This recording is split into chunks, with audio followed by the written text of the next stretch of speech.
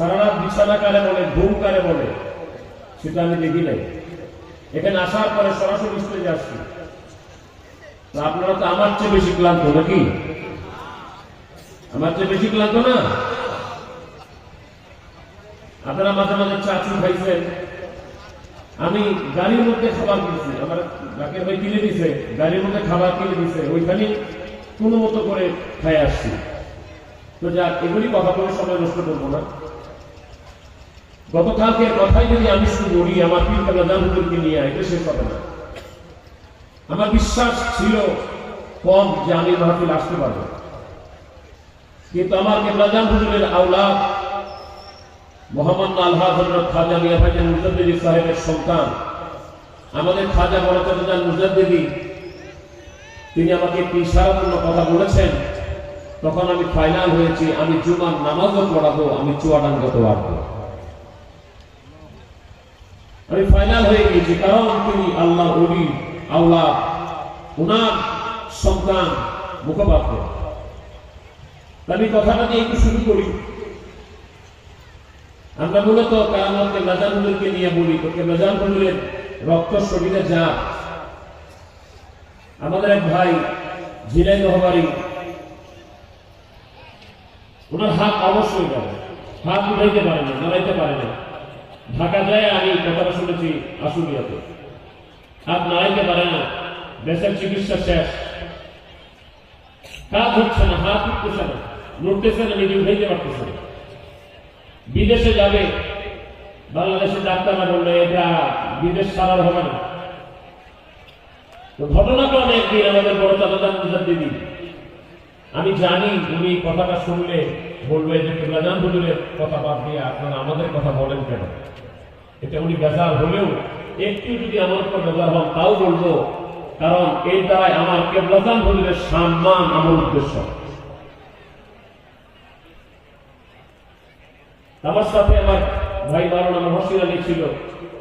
ওই জাকির ভাই বললেন যে মোহাম্মদ মিয়া ভাইজান মুজাদ্দিদির সন্তান আমাদের বড় চাচা মুজাদ্দিদি, তিনার হাতটা, এই লোকের হাতটা নিজে উঠাইতে পারে না, তোমার হাতটা একটু বাড়ান।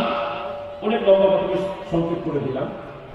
মোহাম্মদ আমাদের বড় চাচা মুজাদ্দিদি তিনার হাতটা আঙ্গুল দিয়ে ধরে, উঠানে হালকা করে ধরে একটু চেষ্টা করেন, চেষ্টা করতেছেন, উঠাইলেন। বলে যে আপনি খালি এই কয়েকবার এভাবে উঠানামা করেন, যা ওষুধ চলতেছে চলুন, যেগুলো নর্মাল ওষুধ খাচ্ছেন খান। ওই জাকির ভাই বললেন আমার কেবলা হুজুরের পুত্র, তিনি যখন আমাদের আমার হাতটা উঠায়া ধরলেন, আমি এই যে উঠানামা শুরু করলাম আর বলেন কিছু প্র্যাকটিস করেন। এখন বলে আমার হাতে পুরোপুরি আগের চেয়ে মনে হচ্ছে আগের মতো শক্তি, এবং আগের চেয়ে আরো বেশি শক্তি পাচ্ছি।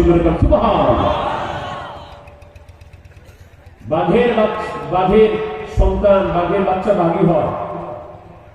আল্লাহ ওলির আওলাদ যদি ওই পথে থাকে, তিনি আল্লাহ ওলি হন।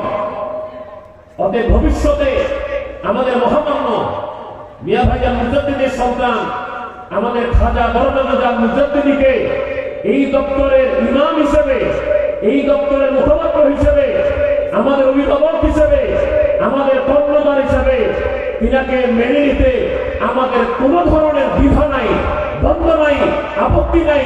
এটাকে আমরা চরম সৌভাগ্য মনে করি। আমার জাকের ভাইরা হাত তুলে বলেন ঠিক কিনা?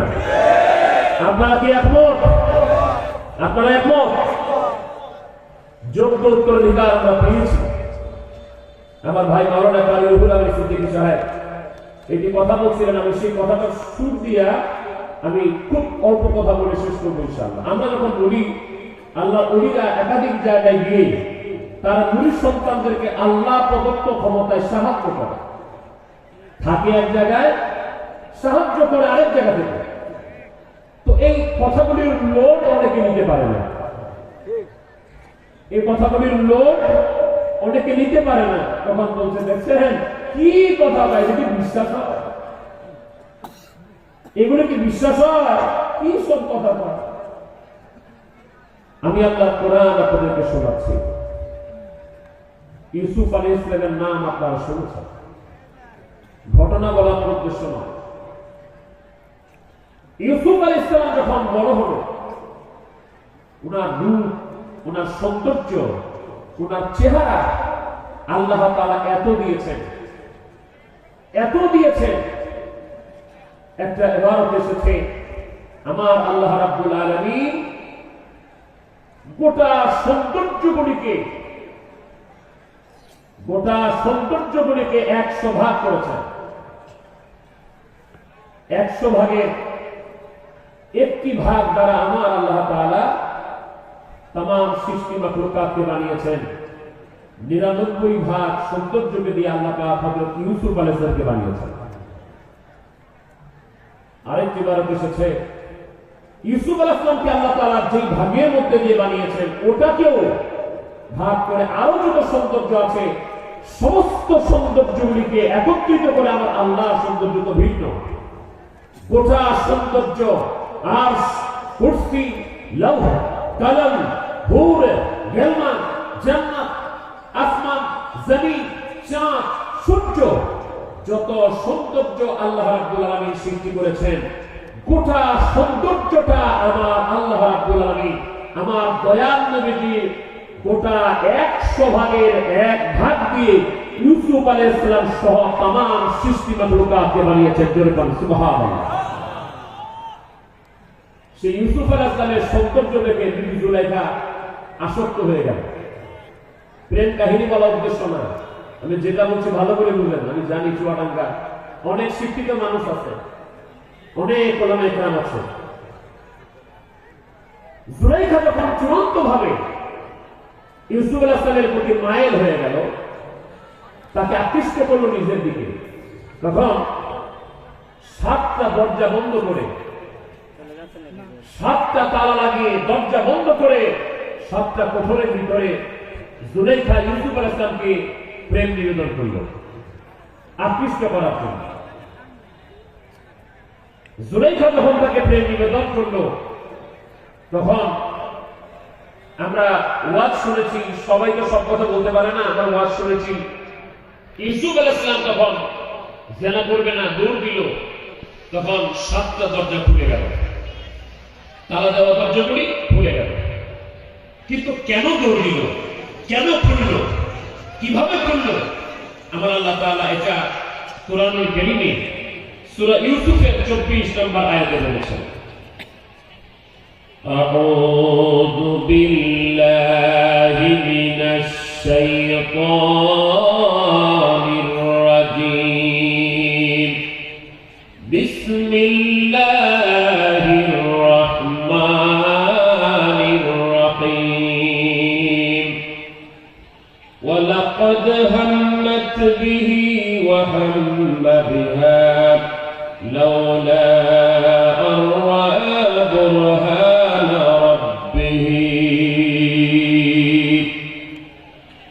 আল্লাহ পাক বলেন এই মহিলা জুলাইখা ইউসুফের প্রতি মায়ের হয়ে গেল, আকৃষ্ট হয়ে গেল, কিন্তু ইউসুফ আলাইহিস সালাম তার প্রতি আকৃষ্ট হয় না। কারণ হলো সে আকৃষ্ট হতো সেখানে যদি ইউসুফ আলাইহিস সালাম আল্লাহর একটা দলিল, আল্লাহর একটা বুরহান না দেখত, যদি একটা প্রমাণ না দেখত, তাহলে সেখানে ইউসুফ আলাইহিস সালাম জুলাইখার প্রতি আকৃষ্ট হয়ে যেত। আল্লাহর একটি দলিল, আল্লাহর একটি প্রমাণ ইউসুফ আলাইহিস সালাম সেখানে দেখেছেন। আমি জানি চুয়াডাঙ্গাতে আলিয়া মাদ্রাসা আছে, কামিল মাদ্রাসা আছে না, কামিল মাদ্রাসা আছে, কওমি মাদ্রাসা আছে। আলিয়া মাদ্রাসা তাফসীর বিভাগে তাফসীর ইবনে কাসীর পড়ানো হয়।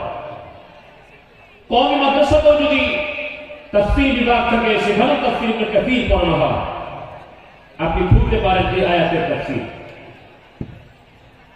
যদি এতদূর না থাকে তাফসীরে জালালাইন আলিয়া মাদ্রাসার ফাজিলে পড়ানো হয় এবং কওমি মাদ্রাসার জালালাইন ক্লাসে পড়ানো হয়, সেখানে একই ধরনের কথা এসেছে। তাফসীর বর্ণনা করছেন হযরত আব্দুল্লাহ ইবনে আব্বাস রাদিয়াল্লাহু তাআলা আনহুমা, মুজাহিদ, সাঈদ ইবনে জুবায়ের, মুহাম্মদ ইবনে সিরিন, আল হাসান, কাতাদা, সালেহ, আত-তাহাক, মুহাম্মদ ইবনে ইসহাক ওয়া গায়রুহুম। একদল মুফাসসিররা একমত যে কি বুরহান, কি দলিল সেখানে ইউসুফ আলাইহিস সালাম দেখলেন, যার কারণে তিনি আর জুলাইখার প্রতি আকৃষ্ট হলেন না।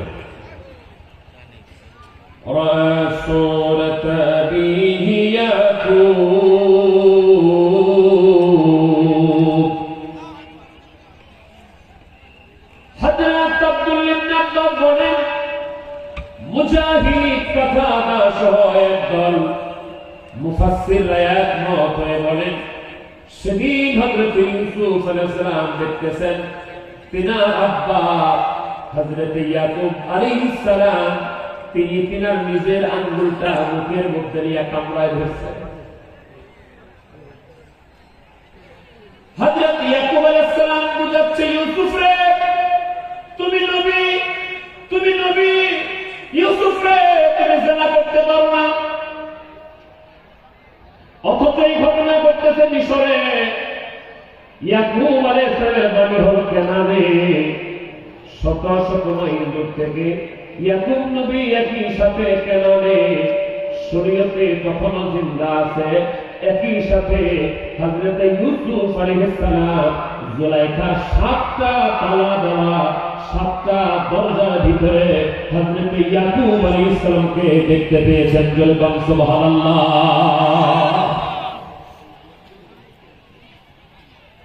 তাফসীরে জালাল শরীফের ইবারত হলো ওয়া মুসকিলা লাহু ইয়াকুব, সেখানে মিসালি স্বরূপে হযরত ইউসুফ আলাইহিস সালাম ইয়াকুব আলাইহিস সালামকে দেখেছেন।